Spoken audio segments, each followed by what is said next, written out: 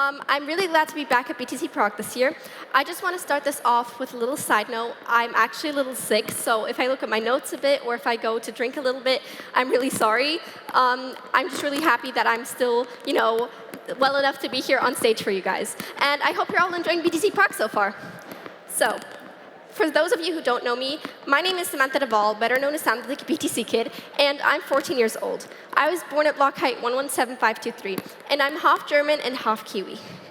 Usually, my talks are about bringing kids into Bitcoin and why it's so important for the new generation to know about Bitcoin, but today I wanted to do it a little differently. But it's not about, I don't think that kids in Bitcoin is important anymore. It's actually quite the opposite. I think it's a really important topic to talk about, and I just feel like I've been telling people, get your kids into Bitcoin, educate your kids about Bitcoin, but I've never really given them concrete reasons why. I've done brief overviews about why I think Bitcoin is important, but I haven't really spent enough time talking about it. So here's an entire presentation dedicated to it. My first topic would be talking about freedom. Let's start things off by being completely honest. Right now, most of us don't really have real control over our money. Banks stop transactions daily, they freeze accounts, and they have so much control. They track transactions like in some sort of game, and not only do they abuse this power, but it is also relatively concerning that they even have this power. We kids legally, or me as a kid, can't legally create a bank account for myself. I've heard people tell me, oh, Sam, actually, you can create a bank account, but this is completely false. I can have my dad create a bank account for himself and then kind of grant me permission to use it. In the end, it's just his bank account where he can see all the transactions, where he can see where I spend my money, but he just allows me to use it. And for me, that's fine. I trust my dad. But for so many kids out there, they can't trust their parents. And, this is a really bad thing because there are so many kids that grow up in abusive households, and just them not having real financial freedom is really bad for them and for their future. But I'll also be honest, I don't really want a bank account. I want Bitcoin. Bitcoin is borderless, and Bitcoin doesn't care who I am, where I spend my money, where I live.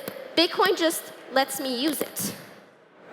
I can actually spend my money without someone tracking me, without someone stopping me.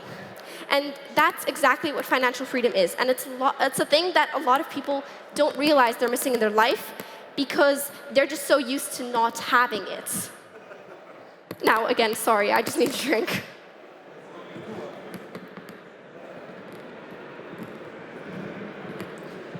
In so many parts of the world, there are strict controls about who can access their money and how much money they can access.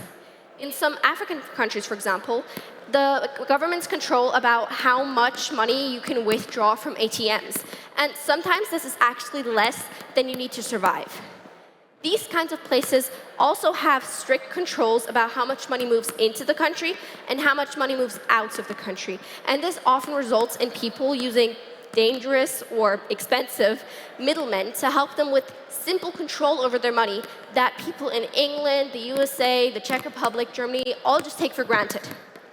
Living in a nicer country, I live in the UK, it's easy to take it for granted now. But the banks here, there, everywhere have the exact same power to do these things. They just don't do it yet because they don't feel the need to. But they most certainly will when they feel threatened in any way, and trust me, you don't want your money in the bank when this happens. This is actually the same sort of thing with most investments and other ways that people try to store their value. Lots of people own shares in a company, or maybe gold and silver that is actually only represented by numbers on a computer screen. This is what we call paper gold.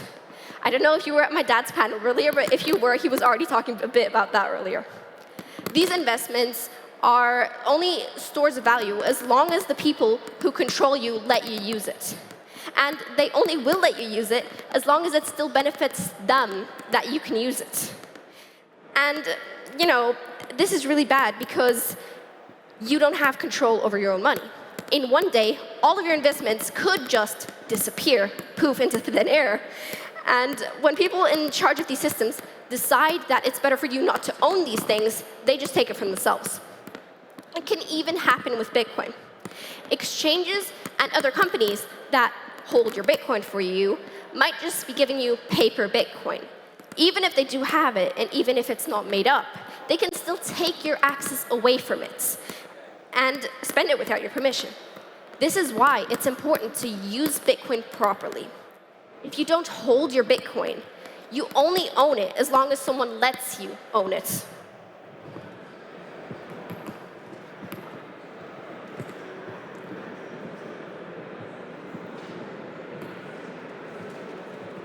My second reason to why Bitcoin is so important is most definitely the environment. I know that people all over the internet say that Bitcoin is bad for the environment. But here's the truth. Bitcoin mining is actually leading renewable energy, and it is leading the adaptation of it at the moment. Miners go where power is cheap, and that's very often, most of the time, where it's wasted. Bitcoin encourages energy efficiency. It turns wasted or stranded energy into something useful, a global money network. But why don't they just send the energy where it is needed? The answer to that is actually they can't.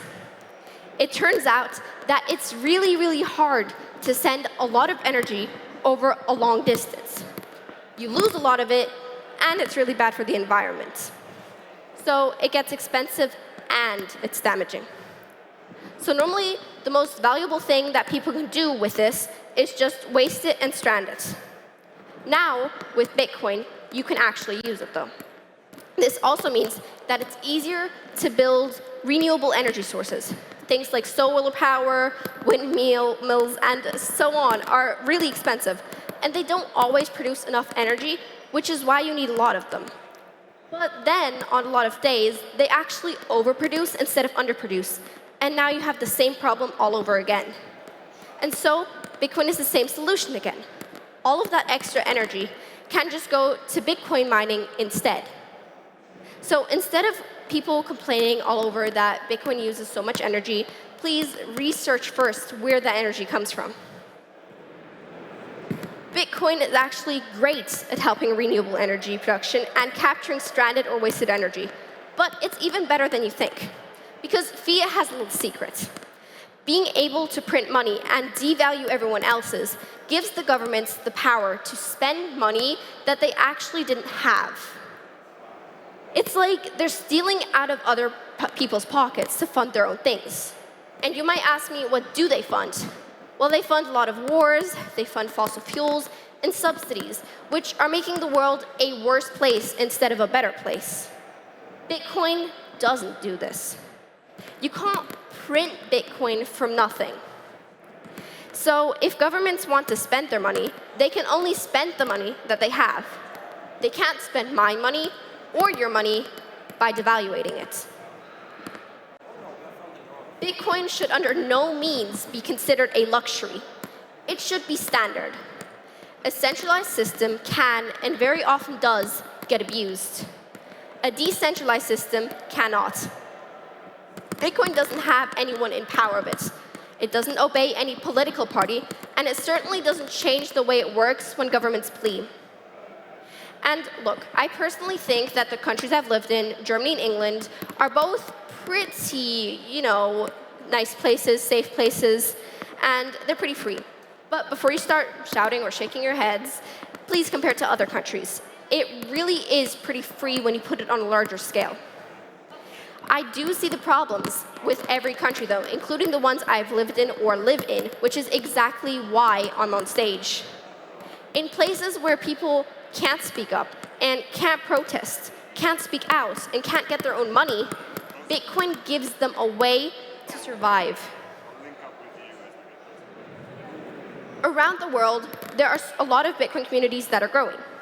Each one of them has a unique problem that they're using Bitcoin to address, and each one of them maybe sees Bitcoin a little differently to each other. But that's a good thing, though, because Bitcoin is just better money. And by being better money, it solves a lot of different problems that different people have with money. Some really cool communities, if you haven't heard of them yet, are Bitcoin Akazi in South Africa, Bitcoin Jungle in Costa Rica, Bitcoin Beach in El Salvador, and Bitcoin Lake in Guatemala, and so many more. But do you notice anything about these places? It's not Bitcoin New York, it's not Bitcoin London, it's not Bitcoin Munich, and not even Bitcoin Prague, despite so many places here already accepting Bitcoin. No, it's the kinds of places where people actually have so many problems with their money, where they need free money, and where they need to be protected from the games that governments play with fiat money. Here in Europe, we will catch up eventually, but it makes sense that the places where the money is most broken get the community levels really growing first.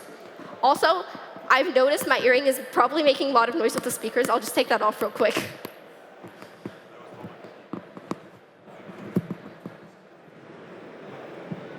Okay, wait, I think that's better. Yeah, it's not doing the clicking anymore.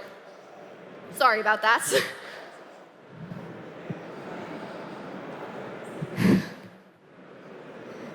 Third point, obviously, we all know inflation. Inflation steals from the young. Inflation steals from the poor. Inflation steals from everyone. When prices go up, so many people nowadays call it normal or say that it's just the way it's always been. But honestly, it's really not normal. It's theft. Inflation causes money to lose value, and we're expected to accept it and to just deal with it. I can assure you that in 15 years' time, if you save in dollars right now, it will be worth less than half what it is right now. That is happening globally at the moment. It doesn't stop. Somewhere in the world, there's a money printer currently printing money. And the longer I talk, it will still be printing money, because some money printer in the world is always printing money, especially in countries with hyperinflation. People do wake up and they say, oh, dang, the money that bought me 2 loaves of bread yesterday can't even afford one. And this is, sadly, a real-world example. This isn't over-exaggerating anything. Have you heard of the term, Bitcoin fixes this? Well, Bitcoin does, in fact, fix this. Bitcoin has a fixed supply, meaning that you won't be punished, so-called punished, for trying to save your money. You're not running in a race where someone's constantly moving the finish line. And for so many people, including me and hopefully for you guys, Bitcoin is hope. Some people think that inflation hurts the rich people more because they're the ones with savings. Poor people live from paycheck to paycheck, so why would they care if their money gets inflated? But this is actually completely backwards. Rich people don't store their money in fiat. They've got investments and property, which is what we call capital. Poor people don't have it or don't have as much of it. Poor people usually save in fiat if they can even save at all. Inflation hurts them a lot. So when prices go up, it goes up a lot faster than their income comes up. So under inflation, poor people living paycheck to paycheck don't get pay rises nearly as fast as their costs of living going up, making them even poorer. Inflation increases the gap between the rich and the poor, making the richer even richer and the poor even poorer. Even the middle class starts becoming the new poor class. And this all because the top suck all the value out. Bitcoin doesn't have inflation. It has a fixed supply and an exact formula that describes how the supply is released to the world in every new block. I would ask if anyone has any questions. We could do question time now. Yeah, sorry about my earring and sorry about me being sick again, but I hope that was still enjoyable for you all. Maybe you learned a new perspective, maybe you learned something new. Yeah, so any questions?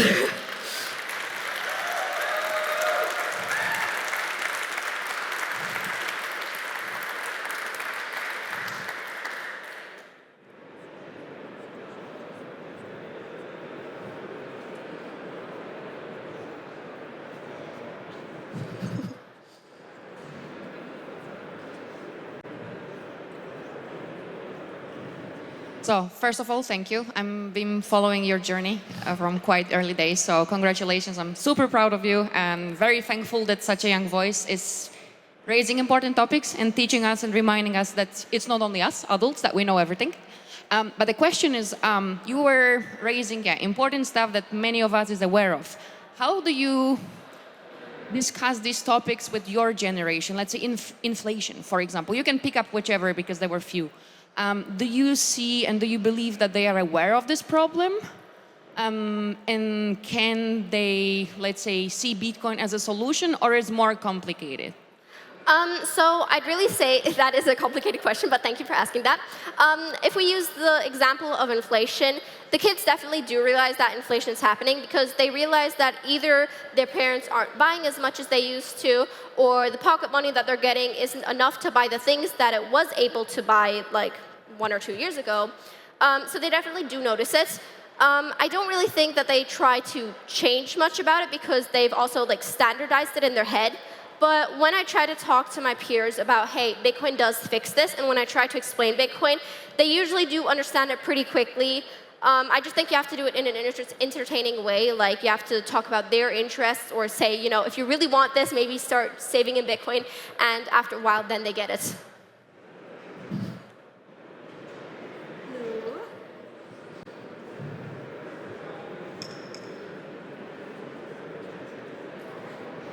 If that was all the questions, then wonderful. Thank you. Have a great time at BTC Prague. I hope you all enjoy your last day. And yeah, thank you. Secure your BTC Prague 2026 ticket at the lowest possible price now.